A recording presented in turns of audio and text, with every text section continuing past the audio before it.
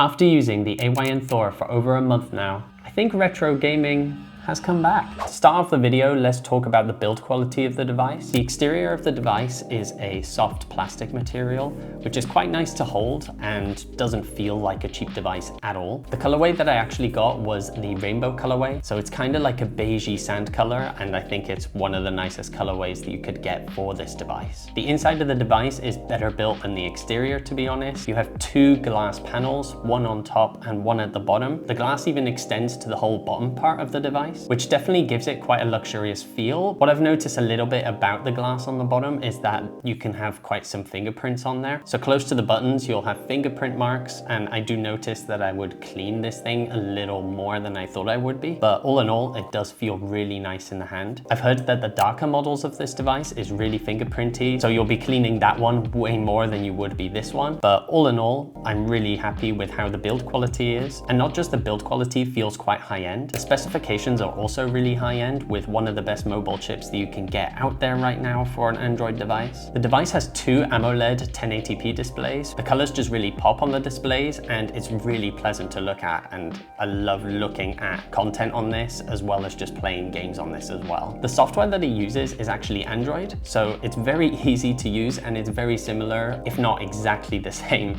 as an Android device, where you have your Google Play Store, for example, and you can download apps from there. And because the device has two displays, you can actually multitask with this very well. So you can have content on the top of the display as well as on the bottom of the display. You can play a game on the top whilst you're looking for a gameplay guide on the bottom, and it might help you walk through a part of the game that you're stuck in. Now, the main reason for a device like this is that you can play games on this device, and especially that it mimics like a DS layout with a bottom and a top screen. DS games and 3DS games are just so nice to play on this, and especially with the AMOLED displays, it just enhances the color and the quality of the games that you used to play back in the day. For example, as a child, I used to play a lot of Pokemon, especially Pokemon Platinum and Pokemon Black. And the two games on the AYN Thor is just really, really nice to play, and gives it a very modern touch to such an old game now, where you can actually upscale the resolution of your game on this device to make it look even better than you got it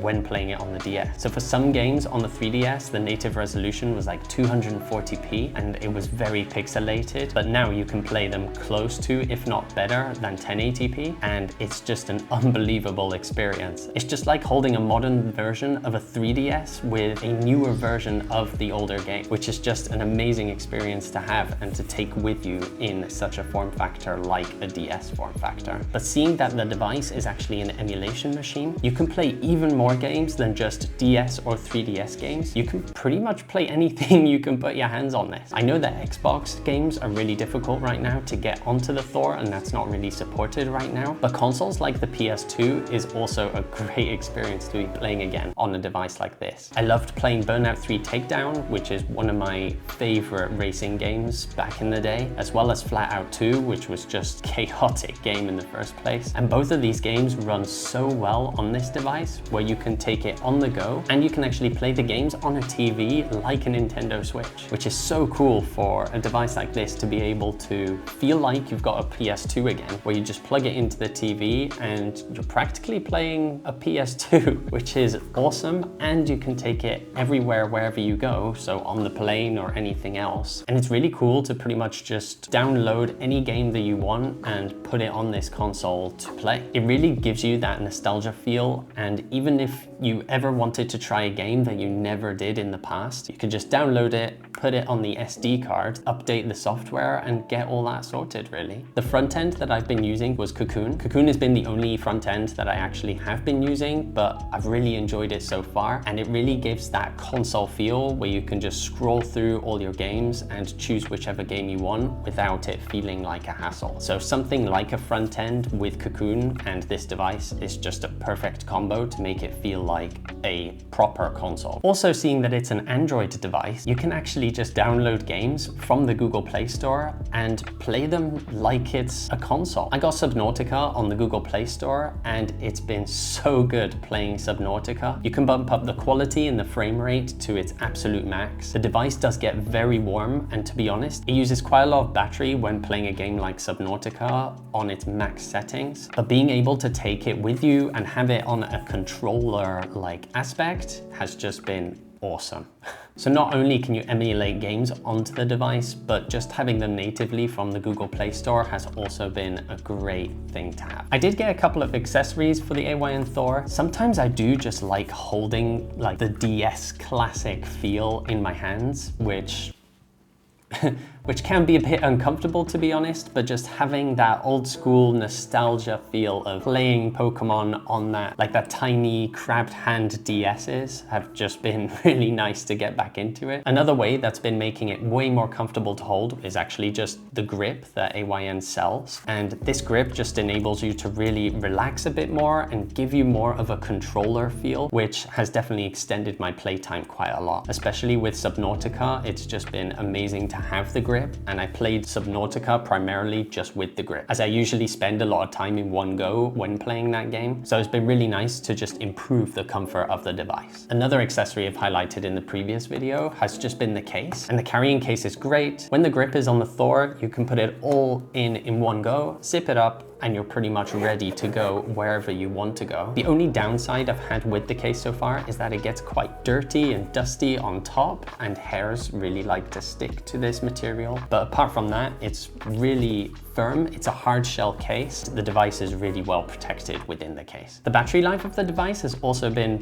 pretty good. I think it just depends on what type of games you want to play. So for example, Subnautica on this device, I could get to around 5 or 6 hours of playing that game, but that was super intensive for the device, and I could feel that it got quite warm whilst playing, and you can hear the fans going. But if you're playing a game like Pokemon from the DS or the 3DS era of games, then the battery life lasts so long because it barely uses any energy. So I could easily get from 15 to 20 hours just from one charge alone and playing those Pokemon games whilst doing it. There's one major pain point about this device, and it's just the setup of the device itself and getting all the emulation software ready and the games to be able to talk to the software. I think it took me a good 3 or 4 hours to really get everything working properly, but there are definitely some good tutorials out there, like for example Retro Game Corp, which has made an amazing tutorial on how to actually set up the device and get all the right emulations that you need to be able to play those games on the device. I'll link the video down below so you can see it, but it's pretty much a 2-hour setup video of how you can set it up, and it's been a lifesaver, to be honest. I watched it through once and I was able to set the device up with no problems at all. Now, seeing that the device is an emulation machine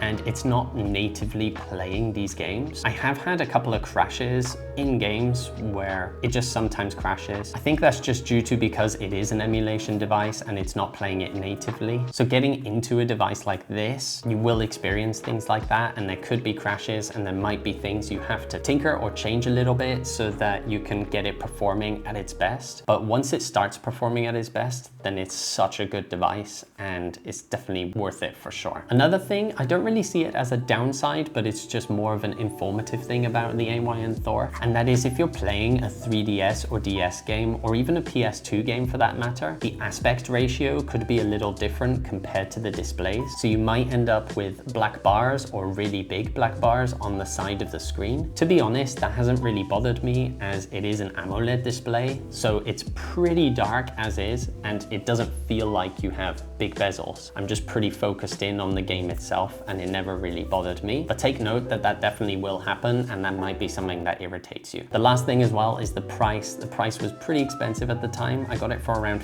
$400. That was including all of the accessories as well as the device itself. It's a one-time payment. You can get all the games yourself on there, then you're done really, and you can download as many games as you want until you fill up the SD card storage or the internal storage, of course. If you are looking to get into a device like this, then I personally wouldn't really go for the base model. I would go for the Pro model like this one, which is just the most all-round version. It's got 256 gigabytes of internal storage as well as 12 gigabytes of RAM.